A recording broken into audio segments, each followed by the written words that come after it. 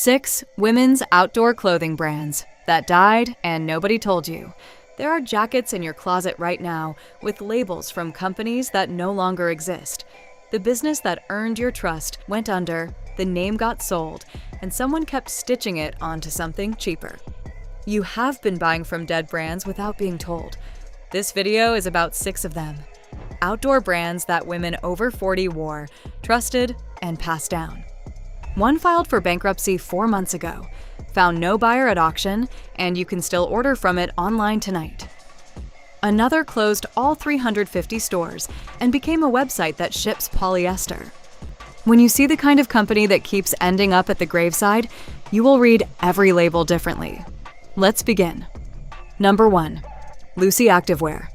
In 1999, a group of women who had spent years inside Nike walked away to build something their old employer kept overlooking. They opened Lucy in Portland, Oregon, around one simple promise. Make activewear shaped for a woman's body and a woman's day, for yoga, for the trail, for the walk back to the car with both arms full.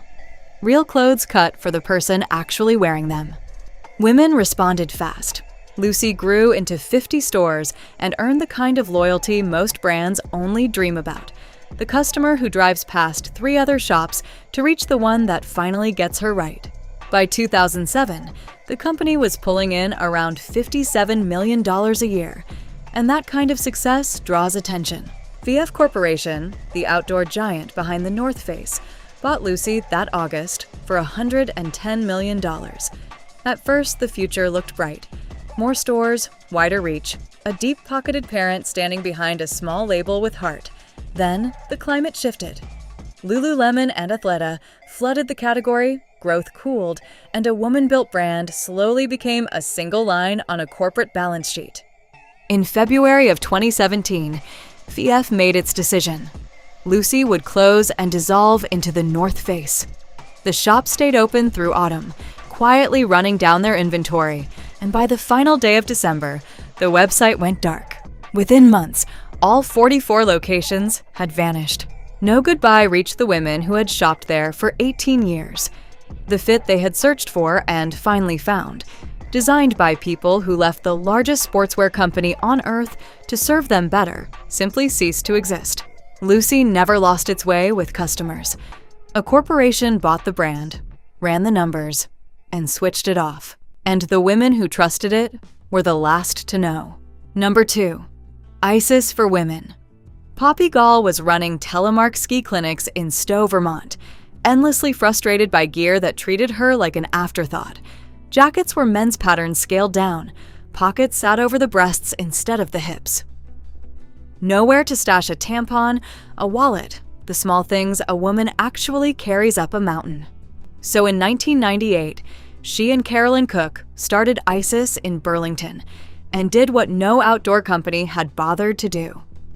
They designed for the female form from the first stitch.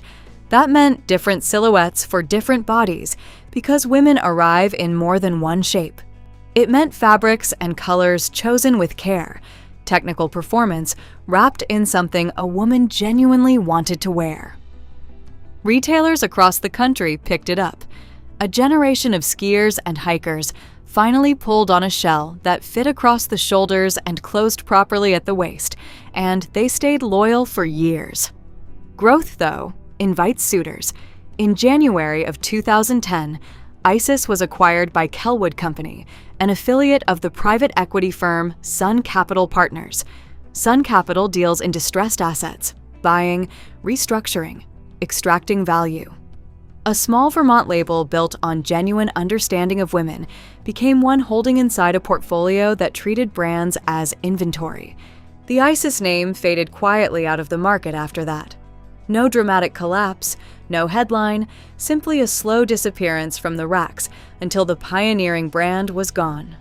Poppy Gall moved on and started a small company making women's knit hats, still bold, still built to a high standard, though a fraction of what Isis had been. Roughly a decade of genuine innovation, the first real answer to a problem the whole industry had shrugged off, absorbed, and then allowed to dissolve. The women who found their fit in an Isis parka never got another one. When the pieces they owned finally wore through, nothing on the market had been made with the same intent. Number 3. Moving comfort.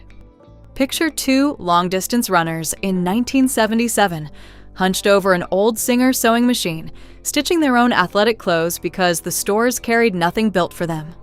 Ellen Wessel and Elizabeth Goka were tired of running in men's gear or shapeless unisex cotton, so they made their own, then made more for their friends, and a company grew out of pure necessity. What they eventually perfected changed the lives of active women everywhere. The sports bra. Serious support, engineered for real movement and real bodies, offered in a range of sizes that acknowledged women come in more than a couple of cup measurements. Their flagship, the Juno, earned an almost devotional following. Ask a room of female runners about the bra that saved them, and 8 of 10 would say the same name.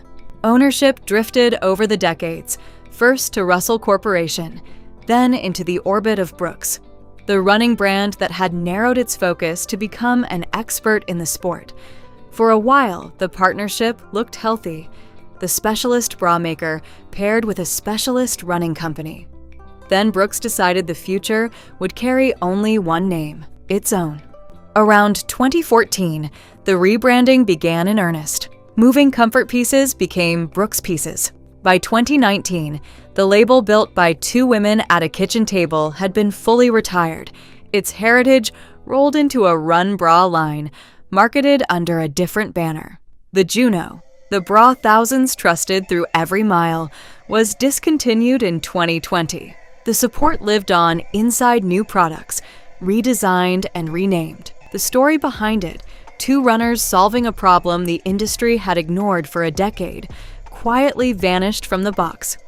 Somewhere out there, a woman is still hunting eBay for one more Juno in her size because the thing that fit her perfectly was retired without a word to the people who depended on it most. Number 4. Coldwater Creek. Sandpoint, Idaho is a long way from any fashion capital, and that distance was the whole point. Dennis and Ann Pickett launched Coldwater Creek there in 1984 as a mail-order catalog run from a kitchen table, built around a truth the industry preferred to ignore. Women over 40 wanted to look wonderful without dressing like their own daughters. The catalog became a small ritual. It landed in the mailbox each season, full of linen jackets, soft cotton knits, and pieces cut for a body that had actually lived a little. Nothing chased trends, everything fit. The fabrics felt substantial in the hand, the kind of clothing a woman kept for years and reached for on the mornings she wanted to feel like herself. That loyalty scaled into something enormous, roughly 350 stores and $1 billion in annual sales at its height. Then the ground shifted beneath retail. Online shopping rewired how women bought clothes, and Coldwater Creek moved too slowly to catch the wave. Debt mounted, sales sagged, and in 2014, the company filed for bankruptcy and shuttered every single store. The assets were scooped up by a Hong Kong procurement firm, and the name came back online as a shadow of the original. Anyone who orders from that website today, expecting the old magic, tends to notice the change quickly.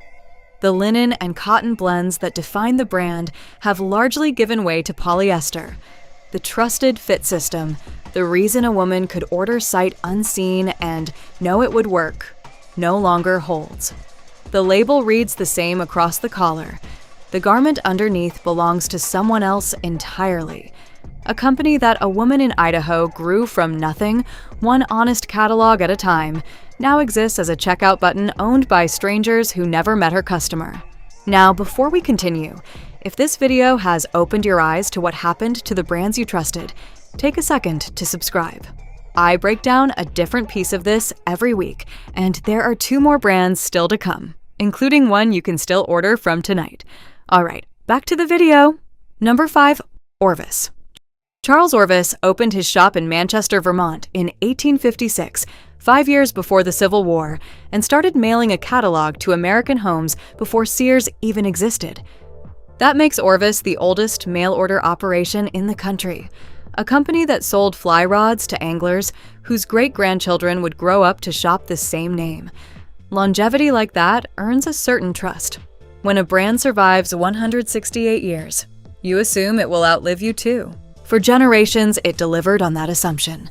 Orvis built a reputation on fishing and hunting gear, then grew into thoughtful outdoor apparel for women who spent real time outside, alongside dog beds, luggage, and the sort of well-made country goods that lasted decades.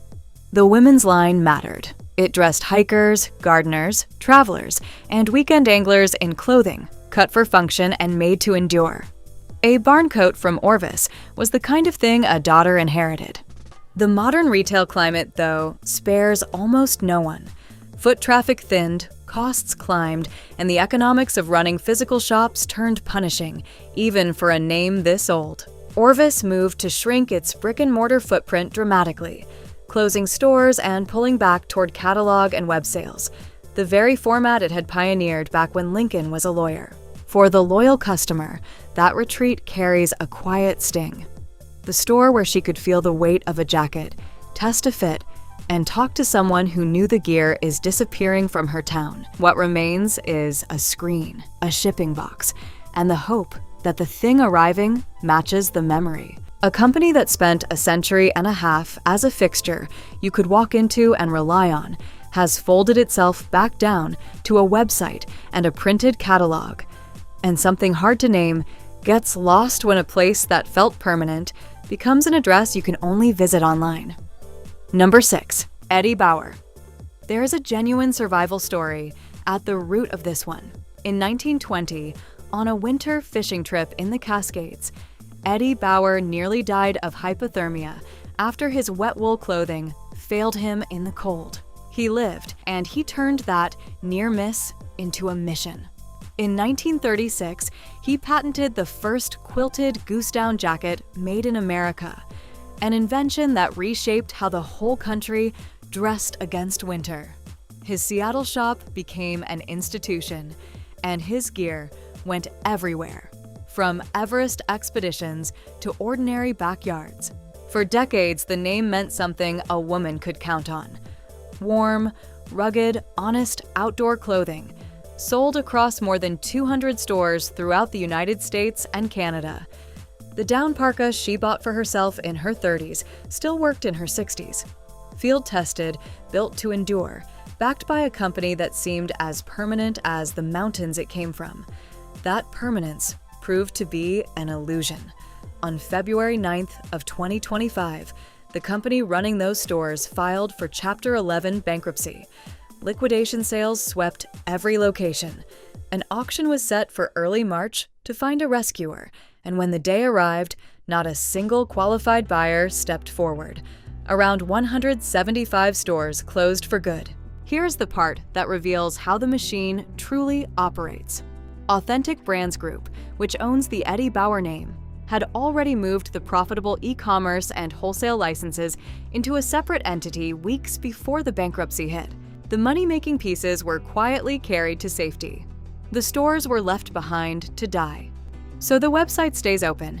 You can order an Eddie Bauer jacket tonight, and it will arrive bearing the familiar label. Yet, the field testers who once vouched for that gear are gone, and a licensing company now collects the royalties, while someone most shoppers have never heard of decides how much down goes in the fill. The founder built a company to keep people alive in the cold.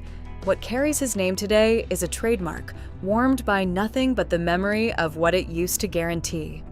So before you buy from a name you have trusted for years, turn the garment over and read who makes it now. The label remembers what the brand used to be. The stitching tells you what it actually became. Which of these did you trust the most, and did you feel the moment it changed?